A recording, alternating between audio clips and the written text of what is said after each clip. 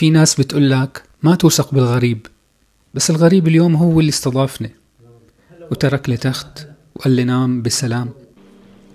أنا ما نازل سياحة ولا طالع مغامرة، أنا شخص عايش كل يوم على احتمال وعم دور على أمان من ناس ما لازم يعطوني شيء أصلا. هذا ما فيديو دراما ولا تمثيل، هاي حياتي اليومية، بيوت مؤقتة وناس غرب صاروا أهل. إذا بتحس شيء من هالحكي كمل الفيديو، لأن رح فرجيك كيف الغرب عم يحموني لما الكل سكر الباب. هذا الشخص تابعني على التيك توك وشاف فيديوهاتي وعزمني وصار بيتي لهاي الليلة.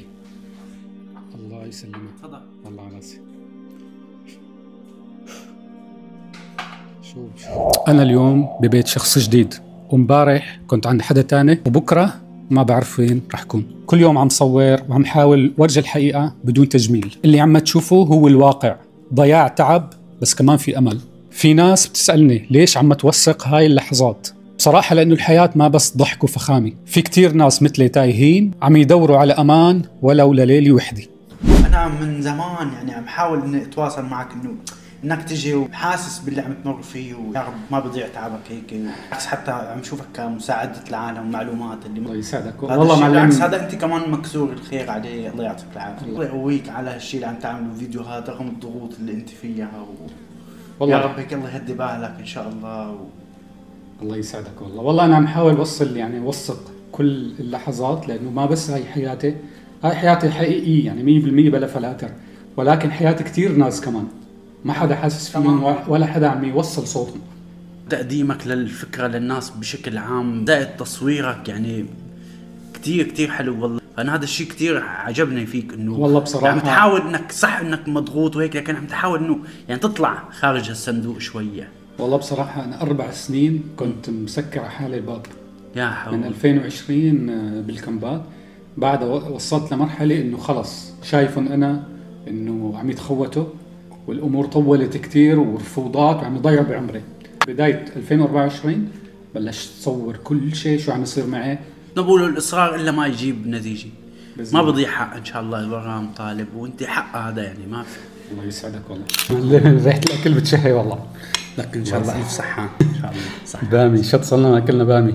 ما في شيء فخم بس في سقف فوق راسي وضيافة من إنسان بسيط عم يعيش يوم بيوم وليل بليل. قلبي ما مطمن بس ما بقدر وقف. هاي الطبخة ما بطبخها غير للناس الغوالي، الناس الطيبة.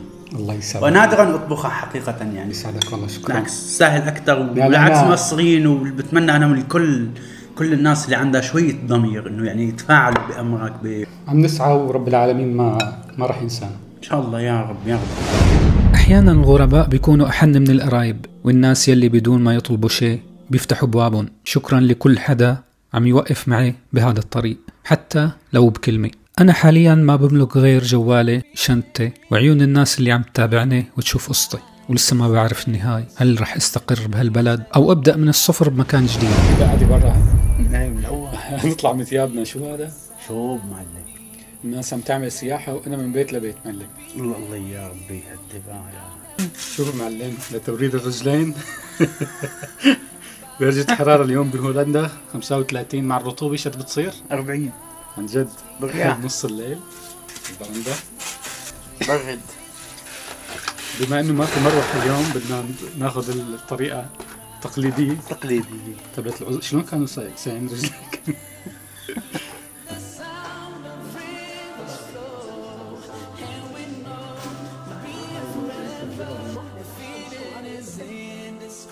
أنا ما عم صور مشان الشفقة، عم صور مشان الناس تشوف الحقيقة. في ناس من دون إقامة، من دون عنوان، من دون أمان، وعم تحاول تعيش.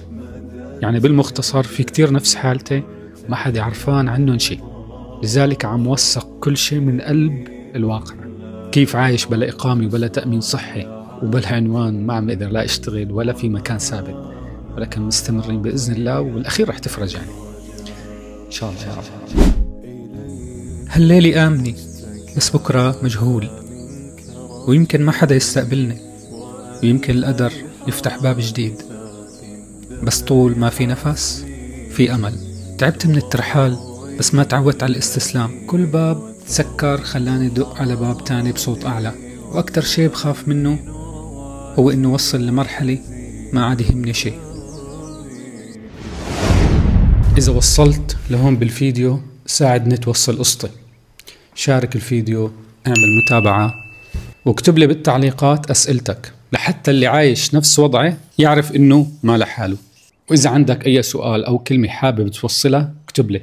أنا عم جهز حلقة جديدة وردي رح يكون من القلب، لأنه هاي ما بس قصتي، صارت قصتنا كلنا.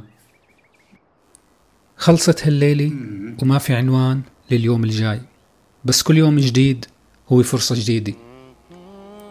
استنوني بالفيديو الجاي، يمكن يكون أصعب ويمكن يكون البداية لشيء جديد. ما دايما الطريق واضح، ومرة على مرة بلاقي نفسي عم بمشي بلا خريطة، بس ما بقدر وقف، ما بدي ضيع بين هالظلام. خليكم معي، القصة بعدها طويلة والرحلة لسه ما انتهت. كل خطوة غامضة بس لازم امشيها، لأنه لما وقف بتوقف معي كل الأحلام.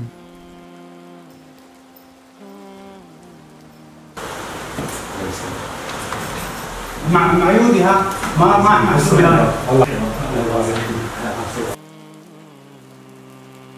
لأنه المكان الجاي يمكن يكون بالشارع أو بمكان ما خطر على البال.